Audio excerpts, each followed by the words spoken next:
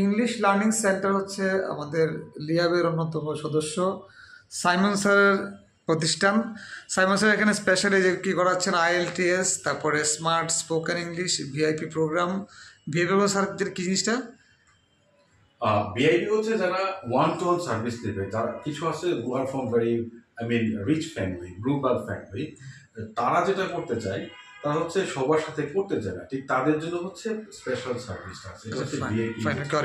তো আমরা আমাদের লিয়াবের পক্ষ থেকে আমরা যেমন ইংলিশ লার্নিং সেন্টারের উত্তর উন্নতি কামনা করি। আর আমাদের মেসেজ আপনি 20 থেকে 30 সেকেন্ডের মধ্যে এমন মেসেজ যে ইংলিশ লার্নিং সেন্টারটা কেন অন্যান্য সেন্টার যে ভিন্ন পার্থক্য শুনতে যাচ্ছি স্যার।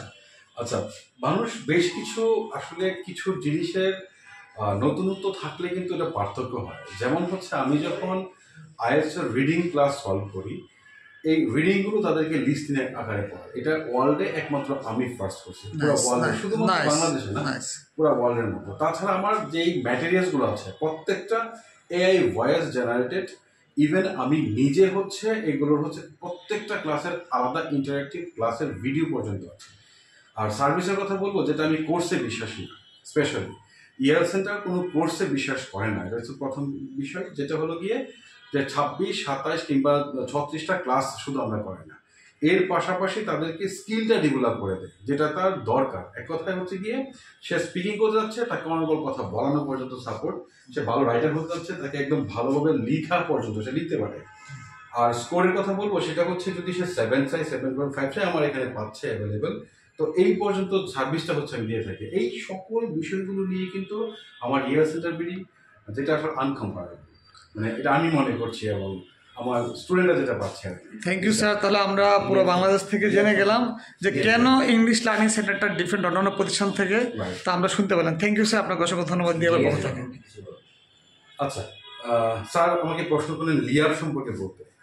আমার অনেক আগে থেকে একটা স্বপ্ন ছিল যে আমার স্বপ্নটা ওরকম যখন একটা বড় একটা প্লেস পাবো আমরা ইনশাল্লাহ, তখন আমি এই স্বপ্নটা বাস্তবায়ন করতে পারলে পরে আমি একা পারবো না, এটা কোনোভাবেই সম্ভব না। আমি পুরো সিস্টেমটাকে, এডুকেশন সিস্টেমটাকে চেঞ্জ করে যাচ্ছি।